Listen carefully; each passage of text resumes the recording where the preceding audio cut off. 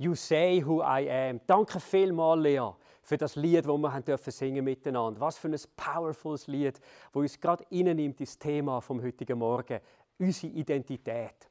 Wir haben am letzten Sonntag von Florian dürfen hören, dass wenn wir von Neuem geboren werden, dass wir Kind von Gott werden. Theologisch sagt man dem auch, man wird adoptiert bei Gott. Das ist ein anderes Wort dafür. Und über das wollen wir heute miteinander hören. In meiner Jugendzeit hatte ich einen ganz guten Freund. Wir haben viel Zeit miteinander verbracht. Jochen hätte geheissen. Und in einem von diesen Gesprächen, wo wir Musik gehört haben und einfach gute Zeit hatten miteinander, sagte er mir: «Hey Matthias, übrigens, weißt du was? Ich bin adoptiert.» Ich bin für einen Moment verschrocken. Ich habe nicht genau gewusst, wie reagieren. Was ist das überhaupt, adoptiert? Ich habe nie irgendeinen Freund gehabt, der adoptiert war. Und ich habe nicht gewusst, wie reagieren. Ich habe schon gemerkt, dass er nicht so fest seinen Eltern ähnlich aussieht, aber ich habe nicht gewusst, was sagen. Und dann hat er mir erzählt, wie seine Adoptiveltern ihn ausgesucht haben, wie sie ihm ein Zuhause gegeben haben, wie sie ihm Gott lieb gemacht haben, auch zuhause. Aber etwas ist geblieben. Der tiefe Wunsch in seinem Leben, die kennenzulernen, die seine eigentlichen Eltern sind. Wer ist mein Vater? Wer ist meine Mutter? Ich glaube, die Eltern wirklich zu kennen, Eltern zu haben, ist ein tiefes Bedürfnis von uns Menschen. Das hat Gott in uns hineingelegt. Und wir sind dankbar für biologische Eltern, die wir haben dürfen. Man ist privilegiert und darf dankbar sein, wenn wir es gut dürfen haben, die Hause und bei ihnen aufwachsen. Aber nicht für alle ist das so. Aber was noch viel wichtiger ist, ist Folgendes. Von Gott her selber liegt ein Wunsch in jedem Mensch, Gott kennenzulernen. Und zwar der Gott, der uns will Vater sein will. Und zwar der beste Vater, den es gibt. Der herrlichste Vater, den es gibt. Wirklich ein perfekter Vater, der überaus liebevoll ist. Wenn wir von Neuem geboren werden, uns Jesus zuwenden, überkommen wir Gott zu unserem Vater. Und was das bedeutet, was das heisst für uns, das werden wir heute anschauen miteinander. Und wir möchten den Text lesen aus der Bibel, aus dem Galaterbrief. Da heißt es in Galater 4,1: Stellt euch vor, ein Vater stirbt und hinterlässt seinem unmündigen Kind großen Reichtum. Doch dieser Erbe ist, bis er erwachsen ist, nicht besser dran als ein Knecht, auch wenn er in Wirklichkeit alles besitzt, was seinem Vater gehörte. Er muss seinen Vormündern gehorchen, bis er das Alter erreicht hat, das sein Vater festgesetzt hat. So war es auch bei uns, bevor Christus kam. Wir waren Diener dieser Welt. Doch als der festgesetzte Zeitpunkt da war, sandte Gott seinen Sohn, geboren von einer Frau und dem Gesetz unterstellt. Gott sandte ihn, um uns aus der Gefangenschaft des Gesetzes freizukaufen und als seine Kinder anzunehmen. Und weil ihr seine Kinder geworden seid, hat Gott euch den Geist seines Sohnes ins Herz gegeben, sodass ihr zu Gott nun lieber Vater sagen könnt. Ihr seid keine Diener mehr, sondern Kinder Gottes. Und als seinen Kindern gehört euch alles, was ihm gehört.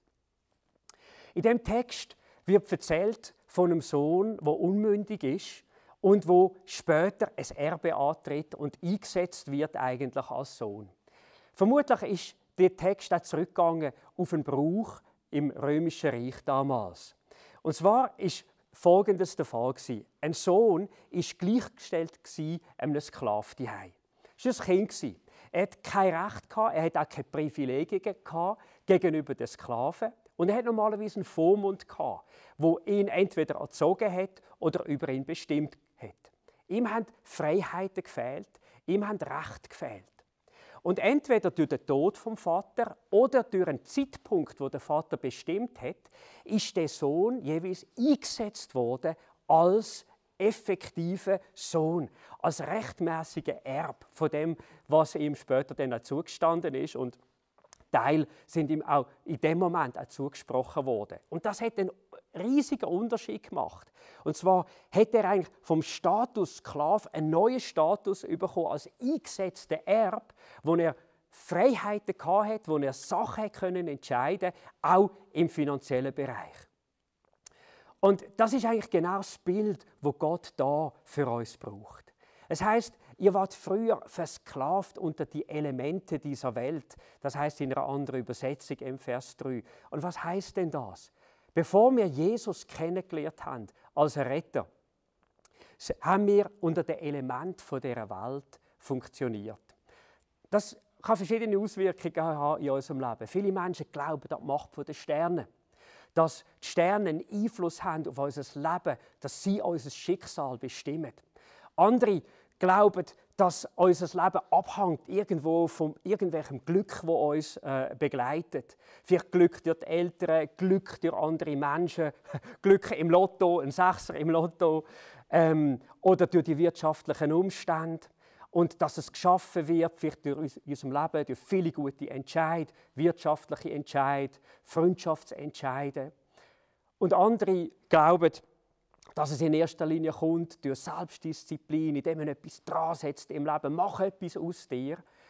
Aber wenn man zurückschaut im Leben, sieht man, dass viele von diesen Lebenskonzepten letzten Endes scheitern und es lässt uns irgendwo im Ungewissen. Wer bestimmt denn über unser Schicksal?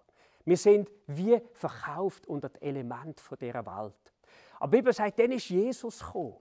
Und dann ist ein Wechsel passiert. Durch Jesus ist es möglich geworden, ein Leben in Freiheit überzukommen, wo der wunderbare Vater über unserem Leben wacht, wo nur so unser Bestes wirklich vorhat. Wir bekommen eine neue Freiheit. Wir bekommen Gerechtigkeit durch Jesus Christus. Wir bekommen Vergebung von unseren Sünden. Wir bekommen eine Freiheit auch von diesen Zwängen in unserem Leben, müssen den negativen Leidenschaften zu folgen. Und wir bekommen das Geschenk vom Heiligen Geist, steht auch da in unserem Text inne.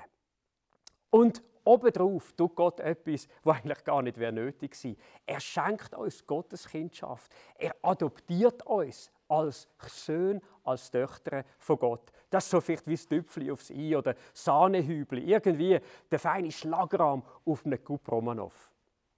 Und was heisst das?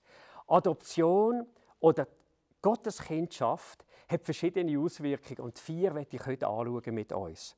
Erstens, wir bekommen eine neue Identität. Das Zweite ist, Jesus wird unser Bruder.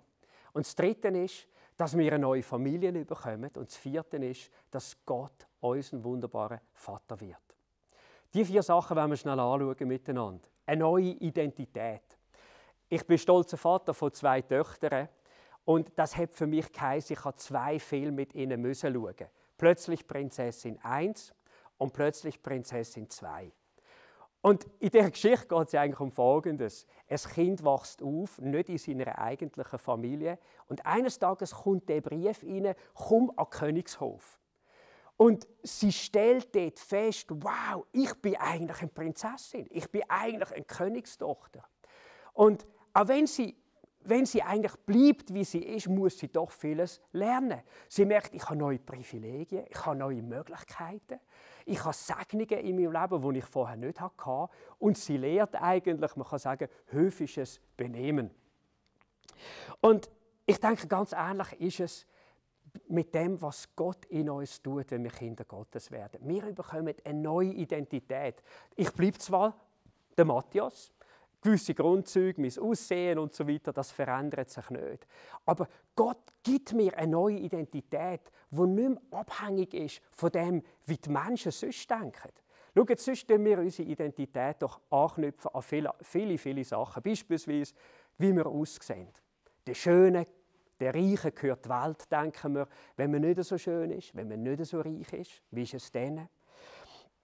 Viele machen ihre Identität fest an dem, ob sie intelligent sind oder nicht so intelligent sind, ob sie erfolgreich sind oder nicht so erfolgreich sind, ob sie eine coole Familie haben oder ob sie keine Familie haben.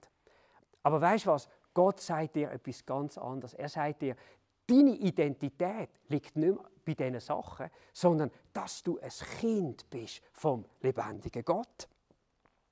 Und das ist eigentlich das Ende in unserem Leben von aller Minderwertigkeit. Wenn wir anfangen zu checken, ich bin ein Kind, ein Prinz, eine Prinzessin vom lebendigen Gott, hey, wie cool ist denn das? Das ist so wunderbar. Es erhebt uns, es macht uns unabhängig. Letzten Endes von dem, wie Menschen unsere Identität irgendwo definieren wollen, uns definieren wollen. Das ist das Beste, das ist das Größte, was es gibt. Und weißt du, dass Gott möchte, wenn wir Kind werden von Gott, dass wir lernen umdenken. Und zwar aktiv lernen umdenken. Wenn wir falsche Denkweisen erkennen in unserem Leben, wenn wir so Minderwertigkeit erleben in unserem Leben, dass wir ganz bewusst in diesem Moment daran denken, hey, Moment einmal, was macht mich kostbar? Was macht mich wertvoll? Es ist nicht das, was Menschen denken, es ist nicht mal das, was ich fühle, sondern was Gott sagt über mir. Ich bin ein Kind von Gott, ich bin ein Prinz von Gott, ich bin Prinzessin von Gott. Hör auf, dich mit anderen zu vergleichen. Mach dein Leben und deine Identität fest an dem, was Gott sagt. Und so kannst du dankbar mit dieser Gotteskindschaft leben. Das Zweite ist, Jesus wird unserem Bruder. Ich weiss, das ist ein Thema, wo man vielleicht nicht so viel hört. Aber es steht im Hebräer 2, Vers 11 Folgendes. So haben nun Jesus und alle, die er heiligt, denselben Vater. Deshalb schämt sich Jesus nicht, sie seine Brüder zu nennen.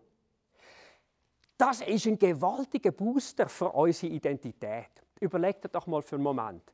Vielleicht wäre es für dich wirklich toll, du könntest sagen, der Roger Federer ist mein Bruder. Oder vielleicht der Alain Berset. Oder vielleicht der Daniel Koch. Aber weißt du was, so ehrenvoll das auch wäre, es gibt eine Erde, die ist noch viel grösser. Jesus nennt dich und mich Bruder und Schwester. Das zeigt uns, einerseits, wie fest Gott uns erhebt. Es zeigt uns auf der anderen Seite auch, wie fest Gott wirklich auch auf unsere Ebene kommt. Eines Tages sind Menschen zu Jesus gekommen und haben gesagt, hey, lass mal, draussen stehen deine Brüder und deine Schwestern, die wollen etwas von dir. Und in dem Moment sagt Jesus Folgendes in Markus 3. Er sagt, wer den Willen Gottes tut, ist mein Bruder und meine Schwester und meine Mutter. In dem Moment sagt Jesus Folgendes, weißt du was, wer den Willen von Gott tut, der wird ein Bruder für mich. Und das fängt an, in dem Moment den Willen Gottes zu tun, wenn wir von neuem geboren werden. Wir entscheiden uns für Jesus. Es geht weiter, indem wir mit Gott leben und sagen, hey, ich will dir gefallen, ich will wirklich mit dir leben und ich will deinen Willen tun. Ein riesen Privileg. Jesus ist mein Bruder, er ist dein Bruder, wenn du zu Jesus gehörst. Und das Dritte ist, wir bekommen eine neue Familie. Wir bekommen Brüder und Schwestern, heisst es in der Bibel. Das ist eigentlich die beliebteste Frage von mir. Wenn jemand Jesus neu aufnimmt in sein Leben, dann sage ich, schau, jetzt ist Gott dein Vater geworden. Er ist dein Vater, er ist mein Vater. Überleg doch mal ganz kurz, was sind wir? Und dann nach einem Moment vom Nachdenken, bis jetzt ist es immer so gewesen, fangen alle anfangen zu smilen und lachen und sagen, ja, dann heisst das ja, du bist jetzt mein Bruder. Und das ist eine Überzeugung, ich denke jedes Mal ein Wunder von Gott. Das kann nur der Heilige Geist bewirken. Eine Überzeugung, der Mensch neben mir, das ist mein Bruder, meine Schwester. Und das ist das nicht gewaltig. In dieser Adoption bekommen wir eine neue Familie, eine göttliche Familie. Heißt nicht, dass die biologische Familie nicht wichtig bleibt, aber diese Familie, die ist ewig. Und warum ist das auch so wichtig? Manchmal verlieren die Leute, wenn sie sich für Jesus entscheiden, die Akzeptanz und die Liebe von ihrer eigenen biologischen Familie. Man wird ausgegrenzt. Wie viel wichtiger ist es, dass man diese Familie hat, eine geistliche Familie, auf die man zählen kann. Oder andere haben vielleicht gar nie eine richtige Familie gehabt. Und zum ersten Mal erleben sie, Gott beschenkt mich mit einer Familie. Und in dieser Familie tut Gott etwas. Er schenkt uns Liebe zueinander. Er schenkt uns etwas Natürliches und das erlebst du. Sobald jemand sagt, hey, ich glaube im Fall auch an Jesus, da ist sofort das Vertrauen da. Etwas, das nur Gott schenken kann. Ich weiss, in dieser Familie müssen wir dann auch lernen, einander zu vergeben, einander anzunehmen, wie wir sind, weil es ticken nicht alle genau so, wie du willst, dass sie ticken. Wir sind so unterschiedlich, aber es ist ein guter Lernplatz. Und dann gibt es natürlich auch eben so ein bisschen die spezielleren Brüder und Schwestern. die vielleicht nicht so gelismet sind wie wir. Wo wir uns vielleicht sogar manchmal fragen, Jesus, du nennst den oder die Bruder oder Schwester. Aber in dem Moment müssen wir, glaube ich, aufpassen. In dem Moment sehen wir etwas von dieser gewaltigen Liebe und Akzeptanz, die Gott hat. Und dass uns wirklich nur der Glauben an Jesus gerecht macht. Und nicht Sympathie oder weil jemand so nett ist. Denken wir daran, wir brauchen Gnade und andere brauchen auch Gnade. Und die müssen wir ihnen wirklich auch geben. Ja, und das Letzte, was Gott tut und was wir miteinander anschauen wollen, das ist, dass Gott dein Vater wird. Er wird dein Vater. Ist interessant, wo Jesus seinen Jüngern gesagt hat, wie sie beten sollen, hat er nicht gesagt, betet doch, oh himmlischer Gott. Er hat auch nicht gesagt, betet doch einfach, lieber Gott. Sondern er hat etwas anderes gesagt. Er hat gesagt, wenn ihr betet, sagt doch, aber, lieber Vater. Das ist der Ausdruck, der für das gebraucht wird. Das heißt, Gott ist es darum gegangen, wenn wir mit ihm in Verbindung treten, soll die Beziehung zu ihm als Vater wirklich im Zentrum stehen und für uns da sein. Ich weiss, die einen oder anderen, wir sind nicht mit einem guten Vaterbild aufgewachsen. Uns haben die Sachen vielleicht gefehlt, vielleicht haben wir Verletzungen auch aus dieser Zeit mitgenommen. Und weißt du, ich will dich einladen, heute Morgen, das Bild, das du hast, in Bezug auf deinen Vater, das, was negativ ist davon, das nicht zu übertragen auf deinen Vater im Himmel. Vielleicht wäre es jetzt eine Chance, an dem Tag, wenn du die Message hörst, dass du sagst, weißt du, ich will meinem Vater, vielleicht auch der Mutter, ich will bewusst vergeben, weil das soll mir nicht im Weg stehen, den Vater im Himmel besser kennenzulernen. Und dann bete doch jetzt mit mir. Und du kannst vielleicht sagen, Vater im Himmel, danke für alles, was ich hatte durch meinen Vater und durch meine Mutter. Aber dort, wo Sachen gefehlt haben, dort, wo Sachen mich verletzt haben, wo ich Hoffnungen hatte, die nie erfüllt worden sind, da will ich ihnen von ganzem Herzen vergeben. Ich will etwas im Ziel haben von meinem Leben. Ich will dich besser kennenlernen. Und ich will lernen, meine Erwartungen nicht an die irdischen Eltern zu setzen, sondern in erster Linie an dich, den lebendigen Gott. Hilf mir, frei zu werden vom Alten und zeig du mir, wie du wirklich bist. Amen. Hey, das ist so ein wichtiger Schritt in dem. Das ist mein Gebet, dass du eine frische, eine lebendige, tiefgehende Beziehung zu dem Vater kannst haben. Wie hat er dich doch lieb? Wie muss er dich lieb haben? Dass er dir immer wieder vergibt. Wie muss er dich lieb haben? Dass er bereit ist, jeden Tag für dich da zu sein. Dass er dich keine Sekunde vergisst. Wie muss er dich lieb haben? Dass er dich sein Kind nennt. Wie muss er dich lieb haben? Dass er sogar sein Bestes gegeben hat, Jesus Christus für dich. Zweifle nicht an dieser gewaltigen Liebe vom Vater im Himmel. Jesus hat einmal eine Geschichte erzählt von 2 Söhnen, die eine dysfunktionale Beziehung hatten zu ihrem Vater. Das war der jüngere Sohn. Und der hat gemeint, ohne den Vater geht es mir besser. Und er hat sein Abenteuer gesucht und ist weggegangen vom Vater. Hat sich sein Erbe auszahlen lassen. Der hatte einen älteren Bruder. Der hat gesagt, das würde ich nie machen. Ich bin hier im Haus vom Vater. Er hat sich richtig verhalten, hat es so gemacht, wie der Vater wollte. Aber weißt du was, ihm hat auch etwas gefehlt. Eigentlich das Gleiche, wie dem jüngeren Sohn gefehlt hat. Eine tiefe, liebevolle Beziehung zu seinem Vater. Und ich kann mir vorstellen, heute hören verschiedene Menschen zu, denen es unterschiedlich geht in Bezug auf den Vater im Himmel. Hey, vielleicht geht es dir so, wenn du von Gott hörst, dann gibt es bei dir eine Reaktion.